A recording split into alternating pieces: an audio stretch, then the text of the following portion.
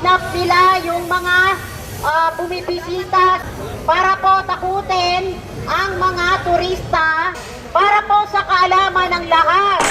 Una po sa lahat, binabati ko po ang lahat ng mga kapwa ko OFWs. Mahal na mahal po namin si Tatay Digong. Alam niyo po, sumuporta kami sa war on drugs ni Tatay Digong. OFW po ako. Kung hindi niyo po alam, isa po akong OFW na natulungan ni Tatay Digong dahil po sa 8 years ko na may kaso po na travel ban na hindi ko kasalanan. As in, may asawa po akong Arabo na nakipag-divorce lang po. Pero po, ayaw po akong pauwi ng ating bansa at ayaw po makipag-iwalay. So, ang tumulong po sa akin, si Tatay Digong. Nalapitan ko po lahat ng ahensya natin dati noon na tinulungan ako ng Philippine Embassy ng Bahrain na tinulungan na makalapit. Nung kami po'y sumulat kay Tatay Digong, wala pong isang buwan na tulungan po ako ni Tatay Digong. Iyan po yung pinaka-ano natin na totoong pagbabago, totoong serbisyo, totoong puso, totoong masa. Ngayon po, bakit po nila iniimbestigahan ang war on drugs natin na sinuportahan po ng mga OFWs? Kami mga OFWs, pinapadala namin ang mga anak namin. Ako po'y nagpapasalamat at hindi po biktima ang mga anak ko. Pero po, paano po yung ibang mga magulang na mga OFWs kung nabiktima po ang mga anak nila? Napakasakit po sa atin. Ang dapat pong imbestigahan, yung mga drug lords, puser at saka mga dealer. Yan po mga dealer po ang imbestigahan, hindi po si Tatay Digong. Sana naman po, mga taga-Congress, pakinggan nyo po kami. Itigil nyo na po yung war on drugs of hearing na yan kasi mas marami po tayong dapat tutukan na mga kagaya ng nasalanta ng bagyo. Yan po natin i-focus, huwag nyo na kaming iligaw. Kasi nililigaw nyo na lang kami. Huwag na tayong mag-politics, ano na yan, strategy na gusto ninyo. Ang lahat ng taong bayan, maligaw lang sa war on drugs, sirangan ng mga Duterte. Kagaya po ni Bibi Inday Sara, dapat tulungan natin siya is 24/7 hanggang ngayon, nagbibigay pa rin ng relief good. Ang dami po nating mga DDS na mga supporters, na mga volunteers, nandoon at kasama nila nagbibigay ng tulong para doon sa mga nasalanta ng bagyo. Yung mga namatay doon sa Bicol, nakita nyo ba kung iyon ba ay mga nakuha na sa hukay? Yun po ang dapat natin tutukan, hindi po itong war on drugs neto. Itong war on drugs neto, ang kailangan natin, tutukan natin ang mga nagugutom. Yun lang po yung hinaing namin at kami po ay nagpapasalamat sa inyo. At sa lahat po na nandito, Tita Karen, Kuya Oliver, Assalamualaikum warahmatullahi ta'ala wa barakatuh. Ako po ay isang Muslim na Maranao, representing the BARM region, Autonomous Region Muslim Mindanao. Ang BARM ay sakop po yan ng Lanao del Sur, Maguindanao, Tawi-Tawi, Basilan, at ibang parte ng North Cotabato. Pero ang Sulo ay humiwalay na po, si Governor Tan. Kami po ay nandito po para po magpakita ng suporta para kay Tatay Digong. Dahil nung panahon pa na hindi pa naging presidente, si Tatay Digong ay napakagulo po ng BARM. BARM, ang ibig sabihin po niyan ay Bangsamoro Autonomous Region Muslim Mindanao. Nung kapanahunan pa po ng mga nakaraan administration, mahirap po puntahan ang party ng BARM dahil po nandyan po ang mga terorista.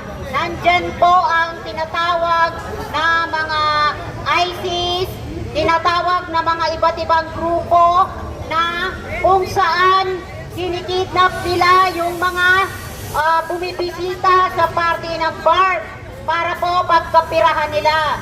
Para po takutin ang mga turista na kapag hindi po sila nagbigay ng hinihinging ransom ay puputulan po nila ng ulo. So, nung pumasok po ang Duterte administration, naging tahimik na po ang Bangsamoro Autonomous Region Muslim Mindanao. Para po sa kaalaman ng lahat, kung hindi po dumating si dating Pangulong Rodrigo Roa Duterte, hindi na po makakamtan ang tunay na kapayapaan sa Bangsamoro Autonomous Region, Muslim Mindanao. Kaya po sa mga hindi po naniniwala o hindi pa rin tapat na sumusuporta sa dating administrasyon, kayo po ay nagkulang ng pagkakaalam sa mga alituntunin ng mga previous administration. Ang pagkakaalam ko po, Duterte lang po ang tunay ng nagbigay ng kapayapaan sa buong Pilipinas, Luzon, Visayas, Mindanao. Dahil siya lang po talaga ang nagpakita ng tunay na malasakit sa ating mga bawat Pilipino. So, sa mga nandito po na hindi pa po, especially yung mga BBM vloggers na hindi pa alam kung anong tunay na pagkatao ng isang Mindanawan. Kami pong mga taga Mindanawan ay tunay po na may malasakit na kahit hindi po namin kauri, Mapaluzon o Solid North kung tawagin. Ngayon po, dumadanas po ngayon ang Solid North ng matinding typhoon, kung saan makikita na po sa mga social media ang kanilang mga bahay na wala na pong pag-asa para tirahan pa yan. Ako po ay mananawagan sa lahat dito sa lugar na to or sa mga kongresista na kung tawagin ay Quadcom. Ngayon po, doon po sa mga ibang kongresista na kasalukuyan na nagyayabang, nakala mo naman kung takutin si Pangulong Duterte ay kayang-kaya nilang apakan. Hindi po yan mabasta-basta dahil sanay po yan. Kaming mga taga Mindanao, hindi po kami matatakot. Kami po ay para sa karapatang pagtao, hindi po kami yung masabi lang na politician. Ako masasabi ko po mula pa ng 2015, isa po akong Duterte diehard supporter. Bakit po?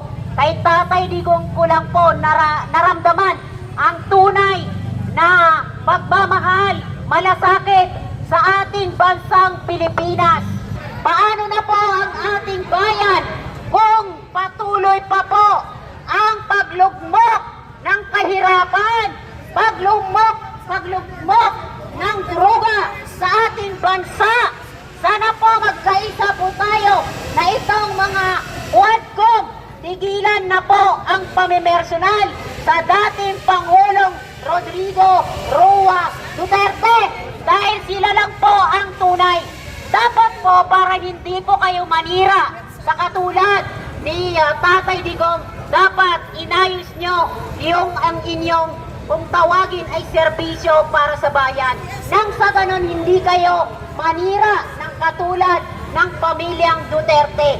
Dahil dito lang po natin nakita ang tunay na serbisyo bilang official at kung tawagin ay public servant. So sa lahat po na nandito, nagpapasalamat po tayo number 1 dito po sa nagtawag ng suporta kung tawagin ay si Tatay Rani at ang mga lahat ng dumalo dito sa pagtitipon na ito para po magpakita na 100% na suporta kay Tatay Digong. Maraming salamat din po sa barangay captain dito sa lugar na to, dito sa Batasan, Quezon City. Maraming salamat po at lalo na po sa mga kapulisan na nagpakita ng kanilang fair na pag-treat sa ating mga dumalo dito sa pagtitipon na ito na nagpapakita ng suporta para kay Tatay Digong. Maraming salamat po sa inyong lahat.